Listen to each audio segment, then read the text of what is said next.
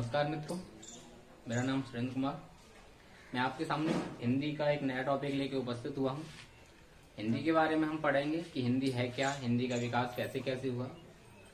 तो देखते हैं, हिंदी के बारे में बातें करते हैं। तो आपको पता होगा विश्व की सबसे प्राचीन भाषा क्या है। तो ज्यादातर लोग कहते हैं कि विश्व की सबसे प्राचीन भाषा संस्कृत है, जबकि ऐसा नहीं है।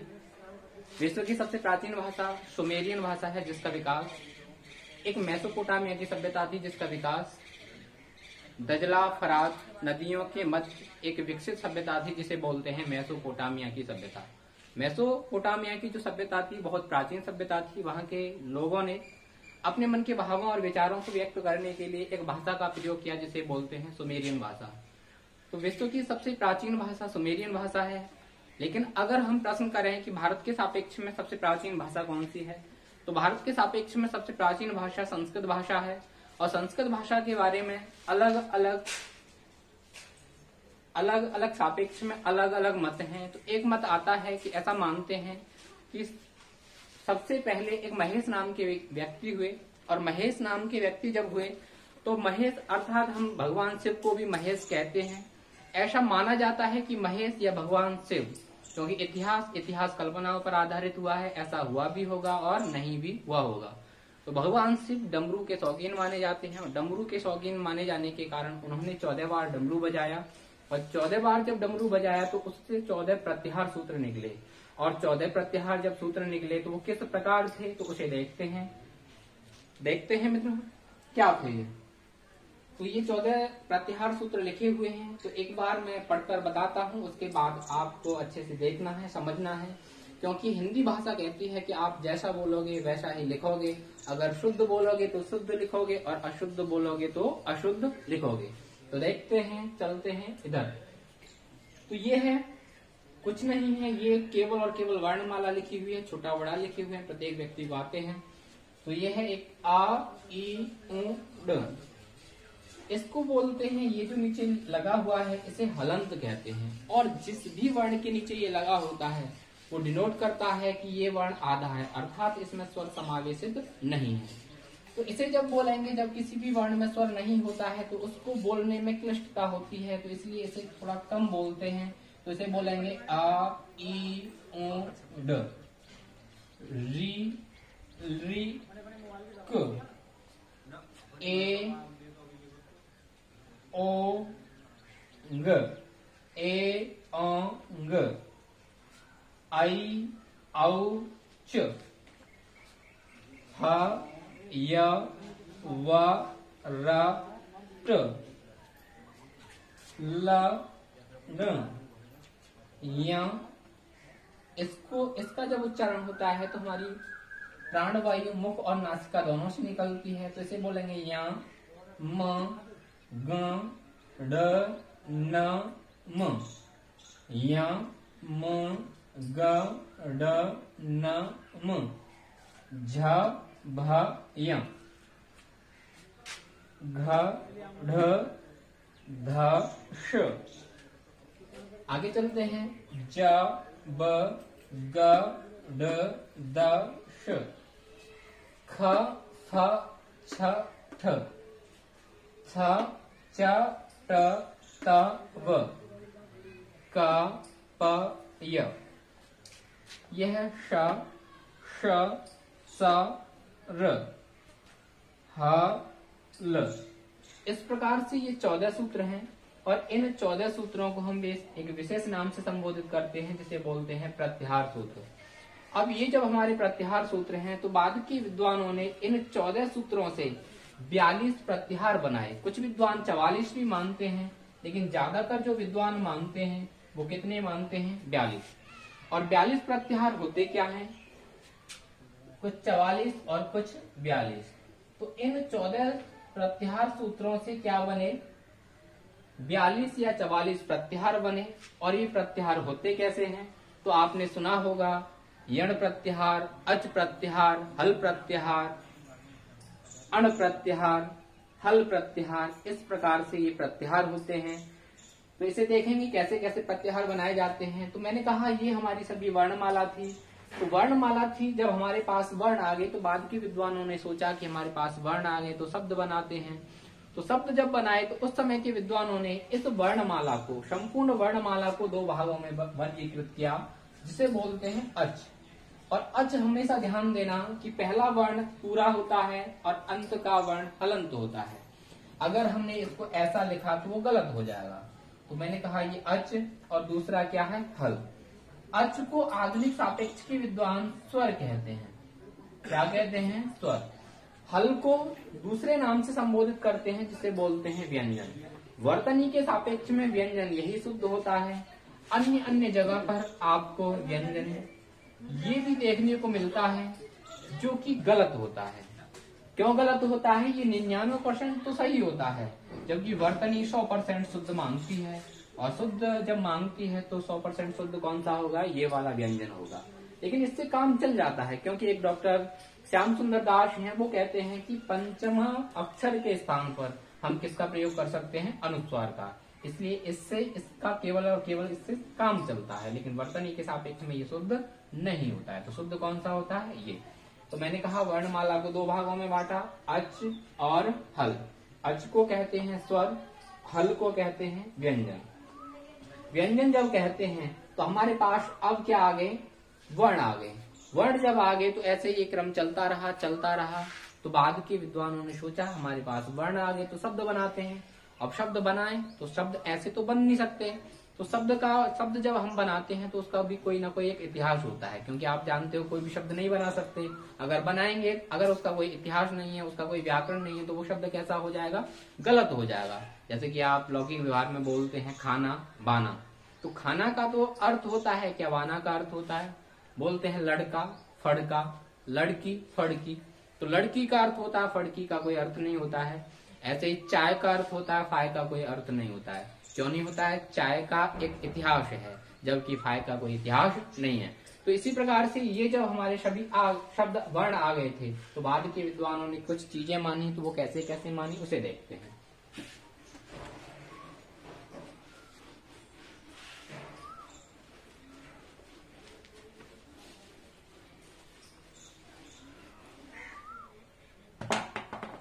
तो देखते हैं हिंदी भाषा का विकास कैसे कैसे हुआ।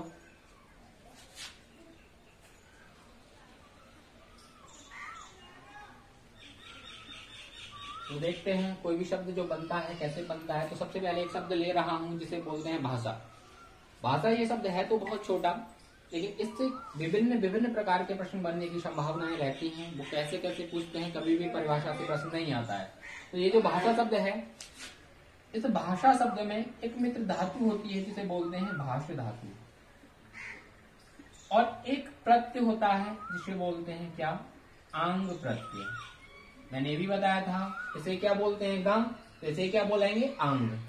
तो ये क्या है, भाष्य धातु है, आंग प्रत्यय है। अगर इन सबको हम जोड़ें तो भाषा शब्द नहीं बनेगा। बनेगा क्या, तो आप जानते हो ये क्या है, हलंत वर्ण है, इसे बोलते हैं हलंत। और ये हलंत वर्ण है, और आप जानते हो हलंत वर्ण कैसा होता है, आधा होता है। और आधा जब होता है तो व्यंजन वर्ण के बाद अगर कोई स्वर होता है तो स्वर की मात्रा व्यंजन वर्ण में समावेशित कर दी जाती है।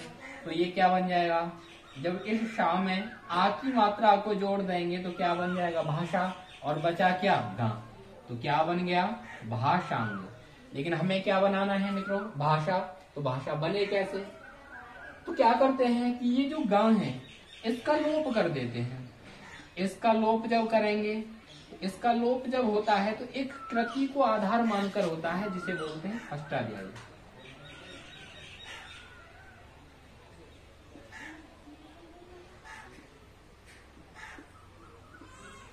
अष्टाध्यायी कृति, और इस अष्टाध्यायी कृति के जो रचनाकार माने जाते हैं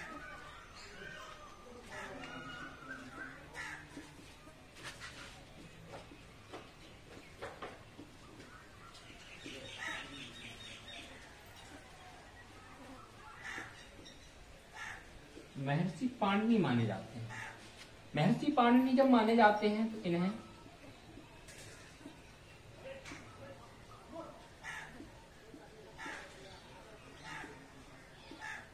संस्कृत व्याकरण का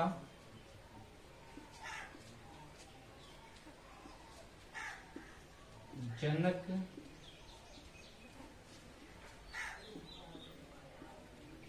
कहा जाता है। संस्कृत व्याकरण का जब जनक कहा जाएगा तो अष्टाध्यायी ग्रंथ, इसीलिए अष्टाध्यायी ग्रंथ को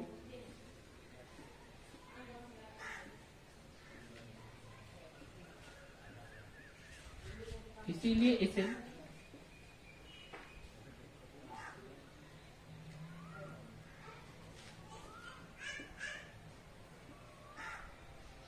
संस्कृत व्याकरण की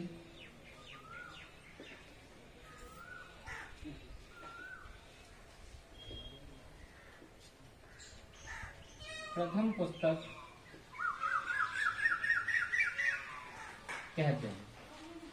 अब जब कहते हैं तो मैंने कहा इसका लोप हो जाएगा। लोप जब होगा तो बचा क्या? भाष। भाष ये क्या है? आ क्यों बचा? क्योंकि इसका लोप हो गया। तो मैंने कहा ये क्या है? हमारी बची धातु। और ये क्या है? हमारा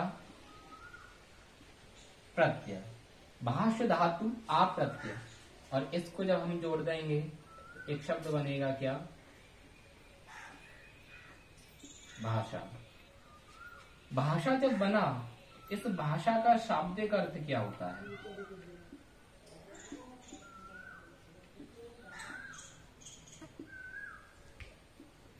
भाषा का शाब्दिक अर्थ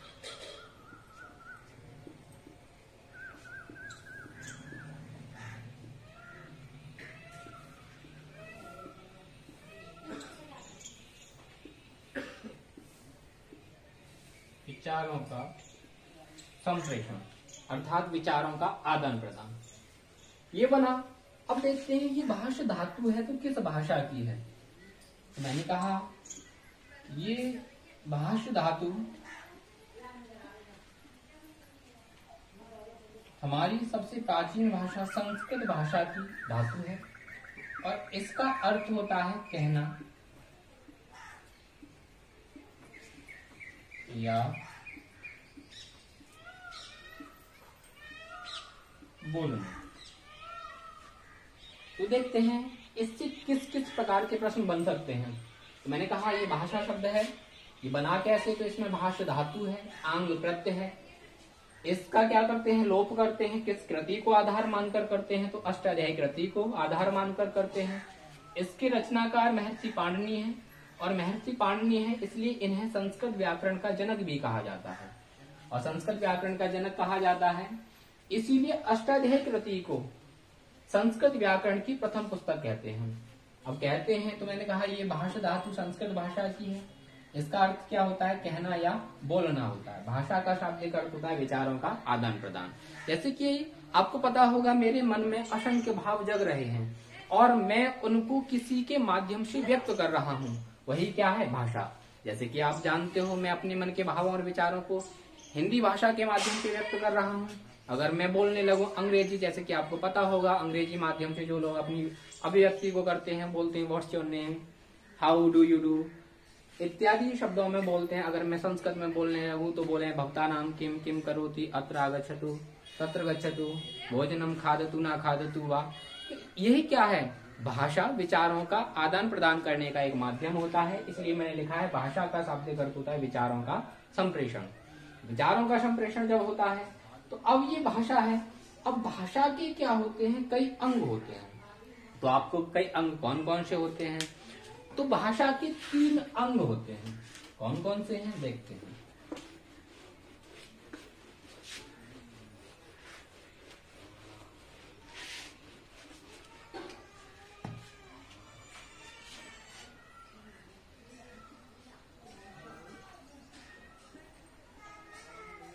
भाषा के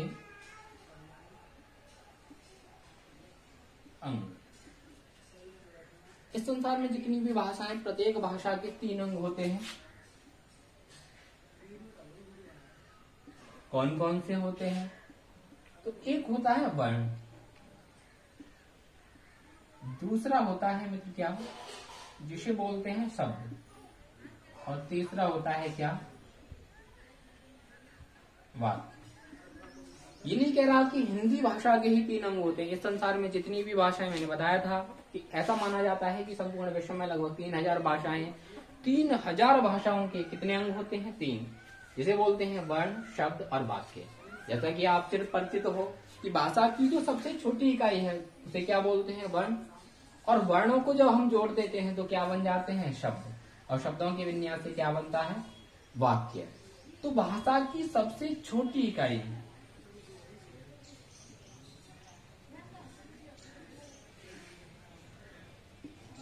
भाषा की सबसे छोटी इकाई, भाषा की सबसे छोटी इकाई वर्ण।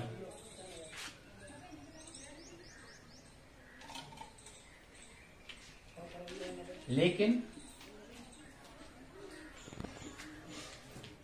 अर्थ के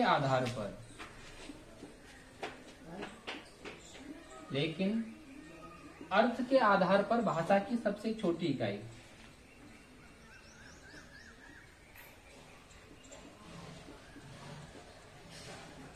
भाषा की सबसे छोटी इकाई शब्द होता है।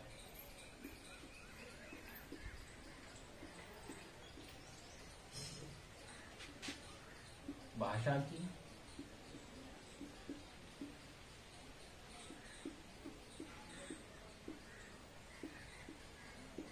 सबसे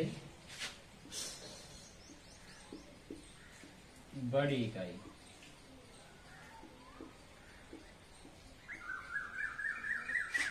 वाक्य होता है।